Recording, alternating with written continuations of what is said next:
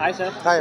Sir recent టైంలో చూసుకున్నట్టయితే Iran America issue పైన ఈరోజు కిమ్ కూడా స్పందించడం జరిగింది. అంటే అమెరికాకు వార్నింగ్ కూడా ఇచ్చిండు, మీరు ఇదే విధంగా కొనసాగితే వారిని అయితే అణు ఆయుధాన్ని ఉపయోగిస్తాం మీ పైన అని చెప్పి స్టేట్మెంట్ అయితే ఇచ్చిండు. అంటే అలా అనడానికి గల అంటే ఇరాన్ సపోర్ట్ ఏమైనా ఇచ్చిందా దానికి? ఇరాన్కి 2 days నుంచి సపోర్ట్ ఇచ్చారు, కానీ ఇదే సపోర్ట్ మొదట్లో ఇచ్చుంటే బాగుండేది. అంటే యుద్ధం ఇరాన్ పరిస్థితి చూస్తే మాత్రం చాలా డ్యామేజ్ అయిపోయింది. 12 రోజుల యుద్ధంలో సుమారుగా అక్కడ 1300 మంది చనిపోయారు. సో చాలా డ్యామేజ్ అయిపోయింది. ఇదే కనుక మొదటి నుంచి ఇచ్చుంటే ఇలా ఈ సిచ్యువేషన్ ఇంతవరకు రాదు. కానీ అనుప్రయోగం ఒప్పుకునే పరిస్థితులు లేవు. ఎవరైనా సరే చేయడానికి అవకాశం కూడా లేదు. 193లోనే సుమారుగా 9 దేశాలు అవకాశం లేదు. అది కేవలం సేఫ్టీ దానికోసమే ప్రయోగించే అవకాశం లేదు. ఎందుకంటే అణుగానికి ప్రయోగించగలిగితే కేవలం పక్క దేశాలకు కూడా నష్టం కలిగే అవకాశం ఉంటుంది. దాన్ని మళ్ళీ బ్యాకప్ తీసుకునే అవకాశాలు ఉండవు. అంటే రీసెంట్ టైంలో చూసుకున్నట్టయితే కిమ్ మైండ్ సెట్ అంతా కూడా వాళ్ళందరికీ వేరే దేశాలకు విభిన్నంగా ఉంటుంది. ఆయన ఆలోచన విధానమైన పనితీరైనా కూడా వీళ్ళకి సపోర్ట్ ఇచ్చి ఇప్పుడు అమెరికాను స్పాట్లో కూడా అంతం చేసే ఛాన్స్ కూడా ఉంది కదా, అవకాశం కూడా ఉంది. ఆ విధంగా ఎందుకు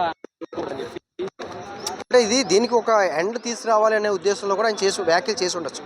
అంటే భయపెట్టే విధంగా అంతే. ఎందుకంటే దీనికి ఒక ఎండ్ తీసుకురావాల్సిన, ఎందుకంటే పూర్తిగా ట్రంప్కి ఎక్కువ బలం ఉంది కాబట్టి ఇరాన్ కొంత సపోర్ట్ చేసే ప్రయత్నాలు చేశారు. అందులోనూ ఇరాన్ సుప్రీం లీడర్కి ఉన్న leadership, dictator leadership, Kim Jong ఉన్న డిక్టేటర్ లీడర్షిప్ ఒకటే. సో రేపొద్దున్న అమెరికా ఇతర దేశం మీద కూడా ప్రయోగించే అవకాశాలు కూడా ఉంటాయి. ఇదే ఒత్తిడి ఇతర దేశాల మీద కూడా ప్రయోగించే అవకాశాలు కూడా ఉంటాయి. కాబట్టి ముందు చూపుతూ నేను మాట్లాడుతున్నాను. ముందుగా మాట్లాడితే బాగుండేదేమో. అంటే ఇరాన్ నుండి కొరియాకు ఏదైనా లాభాలు ఉన్నాయా? ఆ దృష్టి ఉన్నాయి. అలాగా ఈ వ్యాపార పరంగా లాభాలు ఉన్నాయి, లాభాలు ఉన్నాయి. అదేవిధంగా ఆయుధ సామాగ్రి పరంగా ఉన్నాయి. సో ఇరాన్ కూడా కొంత సపోర్ట్ ఉంది, ఆయుధ పరంగా సపోర్ట్ కూడా ఉంది. సో దాన్ని ఏమంటారంటే ఈ యొక్క సంబంధించిన పౌడర్ కూడా సప్లై ఉంటుంది వాళ్ళకి వీళ్ళకి కూడా. సో అందుకే ఇక్కడ ఇరాన్ సుప్రీం లీడర్కి ఉన్న లీడర్షిప్ క్వాలిటీస్, కిమ్ జాంగ్ ఉన్న లీడర్షిప్ క్వాలిటీస్ మ్యాచ్ అవుతాయి అన్నమాట, ఆలోచన విధానం లీడర్షిప్. ఇంకో ప్రధాన అంశం ఏంటంటే నిన్న చాలా బాగా లోతైన స్టడీ చేస్తే ఇజ్రాయేల్, అమెరికా ఇద్దరు స్టేట్మెంట్లు ఆలోచిస్తే వ్యతిరేకత అంతా కూడా ఇరాన్ మీద లేదు, ఇరాన్ లీడర్షిప్ మీద వ్యతిరేకత ఉంది. ఇప్పుడు ఇరాన్ సుప్రీం లీడర్ కానీ వాళ్ళ కొడుకు కానీ ఆ యొక్క లీడర్షిప్ని కొనసాగించకూడదనే ఉద్దేశంతో ఇజ్రాయేల్, అమెరికా ఈరోజు స్పష్టం చేస్తారు. రాత్రి నుంచి కూడా నిన్న ఒక్క రాత్రికి 1,00,000 మంది నిర్వాసితులు అయ్యారంట మొత్తం ఎక్కడ ఇరాన్లో. అలాంటి వాతావరణం పార్కుల్లోనూ బయట రెస్టారెంట్లో కూడా ఉంటున్నారు వాళ్ళు. ఎవరైతే పరిస్థితి చాలా ఘోరంగా ఉంది.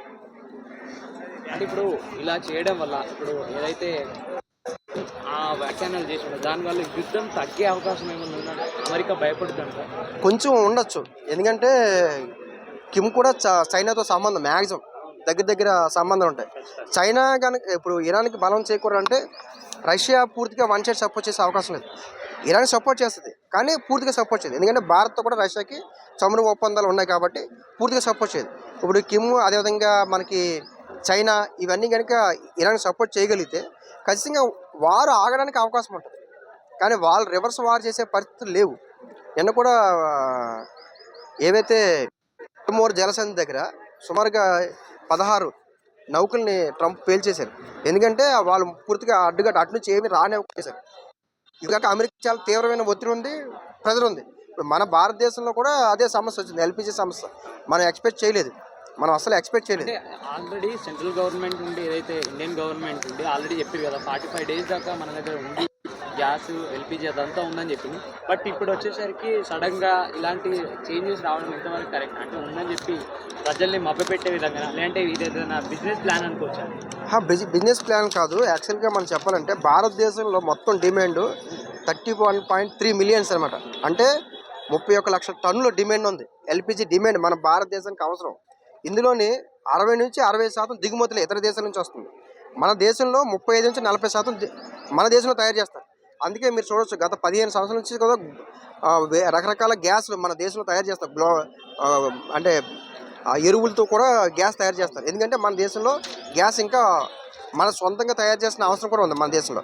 ఇంకోటి ఏంటంటే ఇందులోని 87% గృహ వినియోగమే. అంటే ఓన్లీ కమర్షియల్ కాకుండా గృహ వినియోగం కోసం ఇందులో మొత్తం ఉపయోగిస్తారు. ఇప్పుడు ఏమన్నారంటే సెంట్రల్ గవర్నమెంట్ నేను తీసుకొచ్చింది ఏంటి, మొన్నటి వరకు 21 రోజుల వరకు కానీ మనం ఆన్లైన్లో బుక్ చేసుకోవచ్చు. ఇప్పుడు 5 రోజులు పెంచింది. ఇంకో రాత్రి చెప్తున్న అంశం ఏంటంటే 20 నుంచి 25 రోజుల వరకు మాత్రం నిల్వ ఉందని చెప్తున్నారు. ఇక్కడ ఎక్కడ కూడా వాతావరణం చూస్తే మాత్రం హైదరాబాద్లో కానీ విశాఖపట్నంలో కానీ ఈరోజు మార్నింగ్ విశాఖపట్నం చాలామంది ఫోన్ చేశారు, హైదరాబాద్ కూడా చాలామంది ఫోన్ చేశారు ఈ మార్కెట్ అంశం మీద. సో సెంట్రల్ గవర్నమెంట్ మీద నిల్వ ఉంది, నిల్వ లేక కాదు. కానీ ఎవరైతే డిస్ట్రిబ్యూటర్లు ఉన్నారో ఏం చెప్తున్నారంటే 15 రోజులు సరఫరా లేదంటున్నారు, దిగుమతులు లేవు, మాకు ఎక్కడికి మా గోడౌన్స్ లేవంటున్నారు. మనకి యుద్ధం స్టార్ట్ అయ్యే 13 రోజులు అయింది, 15 రోజులకి ఎందుకు ఆగదు? ఇంకో అంశం, ఇప్పుడు ఏవైతే 14 కేజీల సిలిండర్ ఉందో అది పూర్తిగా హైదరాబాద్లో 4,000 బ్లాక్లో అమ్ముతున్నారు. ఎవరికి? హోటల్ వాళ్ళకి 14 కేజీ చిన్న మీడియం సిలిండర్. ఇప్పుడు కమర్షియల్ సిలిండర్ ఎంతకైనా అమ్ముకోవచ్చు, మీడియం సిలిండర్నే మీరు అంతకు అమ్మితే అప్పుడు మరి ఇంటి వాళ్ళకి ఎంతకు అమ్ముతారు? అసలు వాళ్ళకి ఎవరు కూడా బుకింగ్ చేసిన 15-20 రోజుల వరకు కూడా ఎవరికి రాలేదంట. అంటే ఇది సామాన్యుల పడే భారంగా భావిస్తున్నారు కదా, ఈ విధంగా గ్యాస్ రేట్లు పెంచడం కమర్షియల్ గ్యాస్ పైన ఇది ఎంతవరకు కరెక్ట్? అంటే ఇది ఒక గవర్నమెంట్ ప్లాన్ లాగా అనుకోవచ్చు. రేట్లు పెంచలేదు, రేట్లు పెంచితే వీళ్ళు డిస్ట్రిబ్యూటర్ బ్లాక్ మార్కెట్లో అమ్ముతున్నారు. రేట్లు ఎక్కడ కూడా పెంచలేదు, బ్లాక్ మార్కెట్లో అమ్ముతున్నారు. ఇప్పుడు 1000 రూపాయలు 200 ఉన్న ఈ సిలిండర్ని 3,000 రూపాయలకి విశాఖపట్నంలో అమ్ముతున్నారు, హైదరాబాద్లో 4,000కి అమ్ముతున్నారు. స్టిల్ ఈ రోజు ఉన్న వాతావరణం ప్రకారం అసలు ఎక్కడ కూడా గ్యాస్ గోడౌన్స్ చెప్తున్నారు. ఆల్రెడీ కొంతమంది నాకు ఫోన్ చేశారు, ఏమని, మేము రేపు బోర్డు పెట్టచ్చు, గవర్నమెంట్ మాకు ఇబ్బంది పెడుతుందని మేము బోర్డులు కూడా పెట్టట్లేదు, గ్యాస్ లేదని చెప్పి బోర్డులు పెట్టకూడదని ఉద్దేశంతో మేము పెట్టట్లేదు, లేదా పెడతామని కూడా చెప్తారు. కాబట్టి ఇక్కడ ఏమవుతుందంటే పూర్తిగా బ్లాక్. అంటే మనం కూడా చెప్పాను, మన దేశంలో ఏదైనా సంక్షేమం వస్తే ఆ సంక్షేమం కంటే వీళ్ళు పెట్టే సంక్షేమం పెద్ద అవుతుంది. రేవంత్ రెడ్డి గారు, అదేవిధంగా బట్టి విక్రమార్క గారు వెంటనే ఈ అంశాన్ని చాలా క్రిటికల్ అవ్వకముందే ఇదే బ్లాక్ కనుక 2-3 రోజులు కొనసాగితే మాత్రం చాలా క్రిటికల్ పొజిషన్ అవుతుంది. ఈరోజు నైట్ నుంచి హైదరాబాద్లో స్విగ్గీ, జొమాటో క్లోజ్. అంటే టిఫిన్ సెంటర్లు కానీ, మీల్స్ కానీ, బిర్యానీ కానీ మ్యాక్సిమం రావు, 80% ఆగిపోతాయి. ఎందుకంటే ఎవరైతే వస్తున్నారో హైదరాబాద్లో హోటల్స్ వాళ్ళు ఎవరు కూడా మార్నింగ్ ఇచ్చిన ఇందాక 4:30కి ఇచ్చిన స్టేట్మెంట్ ప్రకారం ఎవరు కూడా హోటల్స్ వాళ్ళ కస్టమర్కి మాన్యువల్ కస్టమర్ తప్ప ఆన్లైన్లో సప్లై చేసే అంత గ్యాస్ వాళ్ళకి సప్లై అవ్వట్లేదు. కాబట్టి హైదరాబాద్లో కూడా ఈరోజు నైట్ నుంచి స్విగ్గీ, జొమాటో ఆగిపోయే అవకాశం ఉంటుంది. ఫుడ్ కోర్ట్లలో కూడా రేట్లు పెంచారు కదా, టిఫిన్ సెంటర్ల దగ్గర కూడా రేట్లు పెంచడం జరిగింది. ఏదైతే గ్యాస్ ధరలు పెరగడం వెనకాల దాన్ని దృష్టిలో పెట్టుకుని హోటల్స్ అన్నీ కూడా రేట్లను ఎక్కువగా పెంచాయి. దీని ప్రభావం వల్ల సామాన్యులపై అధిక భారం కలుగుతుంది. అంటే వాళ్ళు కూడా ఏం చేయలేరు. ఇక్కడ ఈ గ్యాస్ ఏజెన్సీలు సెంట్రల్ గవర్నమెంట్ దగ్గర 30 రోజుల వరకు నిల్వ ఉంది. అదనంగా ఒకవేళ ఏదైనా వల్ల ఎక్కువ పెట్టి కొనడానికి కూడా సిద్ధంగా ఉన్నారు. కమర్షియల్ గ్యాస్ అమ్ముకోవచ్చు, కానీ 14 కేజీలు ఏవైతే ఉంటాయో ఈ ఇంట్లో ఉపయోగించే గ్యాస్ ఉంటుందో దాన్ని బ్లాక్లో మేస్తారు.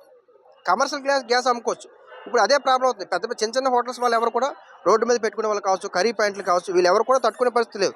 అటు వాళ్ళకి నష్టం అవుతుంది, ఇటు గృహిణులకి నష్టం అవుతుంది, అటు సెంట్రల్ గవర్నమెంట్ ఒత్తిడి పెరుగుతుంది. సో 3 రకాల నష్టం అవుతుంది. కాబట్టి ఈ గ్యాస్ బ్లాక్ మార్కెట్ అనేది నిన్నటి నుంచి ప్రారంభించారు. ఈ రోజు నుంచి అది పై స్థాయిలోకి వెళ్ళిపోయింది. అంటే ఇంకా రేపటి నుంచి కంటిన్యూగా బ్లాక్ మార్కెట్ ఉంటుంది. వెంటనే ఏపీ ముఖ్యమంత్రి చంద్రబాబు నాయుడు గారు, ఉప ముఖ్యమంత్రి పవన్ కళ్యాణ్ గారు, ఇక్కడున్న ముఖ్యమంత్రి రేవంత్ రెడ్డి గారు కూడా దీని మీద వెంటనే ఏజెన్సీల మీద ఫోకస్ పెట్టాలి. అదేవిధంగా మీడియా వాళ్ళు కూడా ఎవరైనా అలా బ్లాక్ ఎక్కడ ఉంటే వెంటనే దాన్ని అరికెట్టాల్సిన అవసరం ఉంటుంది. ఒక వీడియో తీసి పెట్టాల్సిన అవసరం ఉంటుంది.